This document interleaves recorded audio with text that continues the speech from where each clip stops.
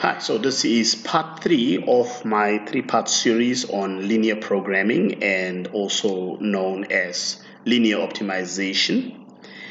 All right, so I'm going to do a few questions here that it's examination type questions. So I'm starting right off from the beginning. Mr. Jacobs decides to buy some boats, and some of these boats are dinghies and some are canoes.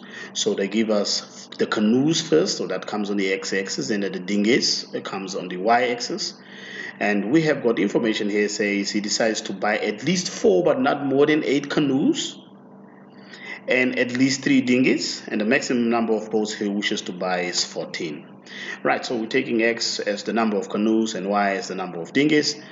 Write down the inequalities which represents the above conditions. This one is the one that I expected you to struggle with because in extremes for x, it's x is greater than or equal to 4 or less than or equal to 8. So this is how this particular inequality is done, and I hope you can still remember how to shade something like this, but I'll show you exactly on a sketch. And the next one is that not more than 3 dinghies, so the y should be greater than or equal to 3. He wants to buy at least 3, so it can be more than 3, just to correct that. And the maximum number of boats, that is x plus y, should be less than or equal to 14. So these are the 3 inequalities that you are supposed to write down. Right, so we are going to have a point x comma y. It's going to represent the canoe and dinghies, or you are supposed to use 1 centimeter to represent 1 canoe, and so on. So if you have your grid, for example, so this particular one is going to be strictly forward, and then that part of the canoes can be between 4 and 8. I hope you still remember that is how we shade it. Okay, so we shade the unwanted regions like that. This was the one here for this x is greater than or equal to 4 or less than or equal to 8.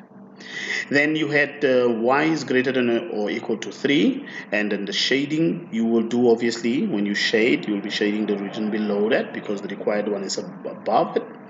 And x plus y is less than or equal to 14, so we are going to shade the unwanted region is going to be above that line. You will see once we have done it. I just wanted to bring in that sketch there so you can have an idea how to shade this for the canoes that are between 4 and 8. Alright, so a dinghy is a little bit more open basically than a canoe. Canoe is kind of narrowish there, okay?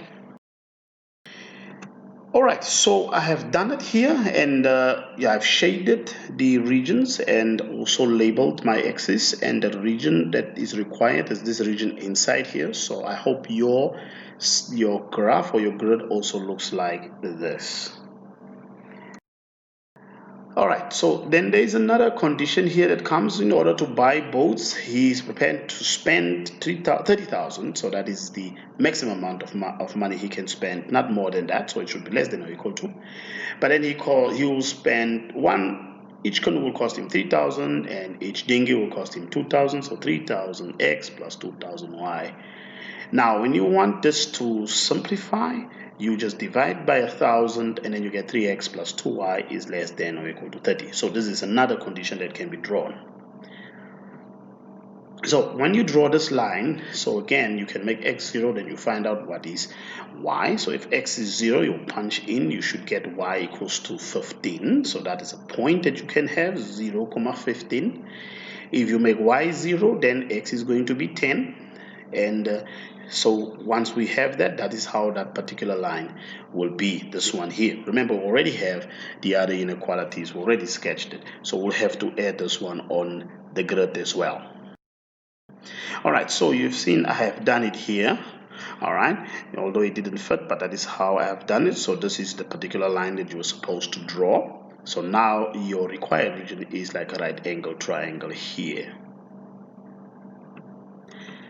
Right, so the largest number of boats. So again, you have to check the higher up values. So I pick my 4 and my 9. No point in picking those point something. So it should be whole number of boats. So 4, 9 and also 8, 3. No need to pick this lower end here. It's not going to give me the larger values. Okay. So it's picking that point and if I have x plus y, 4 plus 9, I get 13 boats. If I pick this lower one here, 8 plus 3, that gives me 11. So 13 is the largest number of boats that he can buy.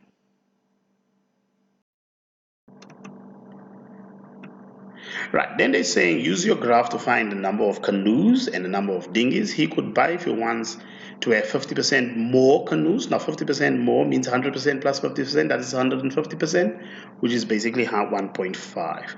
Now, we don't want to write equations in terms of x. We don't say x equals to, we like to have it as y equals to whenever we draw lines or inequalities. So rearrange and make y the subject of the formula, so to speak. You should get to y is equal to 2 over 3x, and this is the line that we are supposed to draw. Okay, from that information, the 1.5 is the same as 3 over 2, but then we want y equals 2, so we would multiply by 2, then divide by 3. And when you draw this line, you can pick points, maybe 0, so you make a table, perhaps like the way I did here. I just picked random points, 0, 6, and 12. And the reason why I took 6 is because 3 can go in 6. If I multiply 2 over 3 times 6 and 2 over 3 times 12, so I get my values here. So I only need 2 points anyway to draw a straight line. So now you can plot these points and then you can draw the straight line on the same grid. Okay, so I have done that particular question. So if I bring in my straight line and I plot my points 0, 0, 6, 4, and 12,8, and I draw a line right through, that is how that line will be.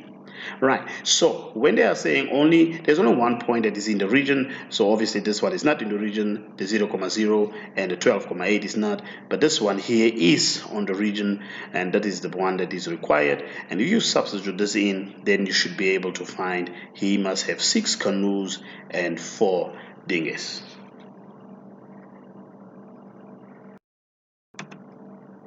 Right. Then we have got the second question here. The set of points with coordinates x, y satisfy 5 inequalities. So we are given 5 inequalities here, and these are default inequalities. Okay, what I mean by that is obviously this x greater than or equal to 0, y greater than or equal to 0 is this one is on the y-axis and that one is on the x-axis. So sometimes if the inequalities, you only have 3, but then you must also consider these default ones in that first quadrant. So they want us then to draw these lines and also all the inequalities, and then we are supposed to shade the unwanted regions. And then you're supposed to use your graph to find the least integer value. So in that region that is not shaded, we have to take a y value minus an x value, and we find the least integer, the least answer when we take a y value minus an x value. Right, so here's my grid. So I can draw the lines, x equals to 0, because that is the line x is greater than or equal to 0. The line y equals to 0 is nothing but the y-axis, that is the line y equals greater than or equal to 0. So these ones are the default ones I was referring to. Then y plus 2x equals to 8. Well, you can make y 0, you calculate for x is 4. So I've got a point 4, 0. You can plot that point. As you can see, I make x 0, I get into this equation. If x is 0, y is 8, you can plot that point 0, 8. And once you have plotted the point, now you can draw the line. Okay, and once you have drawn the line, you can actually start shading. All right, so we're going to come to that shading part a bit later.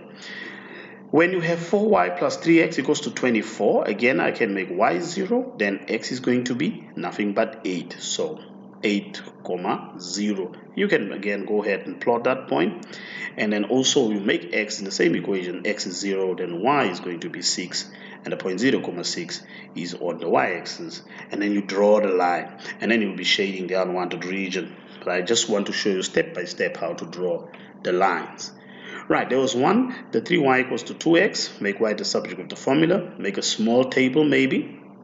So y equals to 2 over 3x. So I choose 0 and I chose 9. Well, if you punch in 0, it's 0. If you punch in x to be 9, 2 over 3 times 9, all right, that's going to be 6. And then you plot that point, the point 9, 6 is all the way up here and then you draw that particular straight line. All right, so these are the three lines, and obviously the region that is required is this little triangular area here. So you would have been shading the other unwanted regions, but you'll see that particular slide will come up. Right, so here is the particular slide that I was referring to after I've done my shading.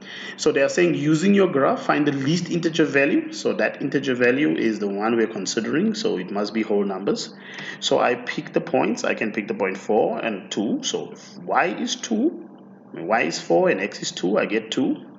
If I pick another point here, as I indicate, 3 and 3, well, it gives me 0. It's obviously less than that 2. When I pick another point here, y is 3 and x is 4, well, negative 1 is less than 0.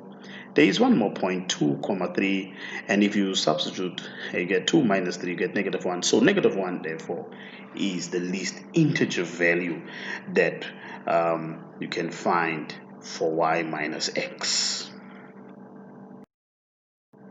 Right, so that brings me to the end of this presentation. So please don't forget to subscribe to the channel.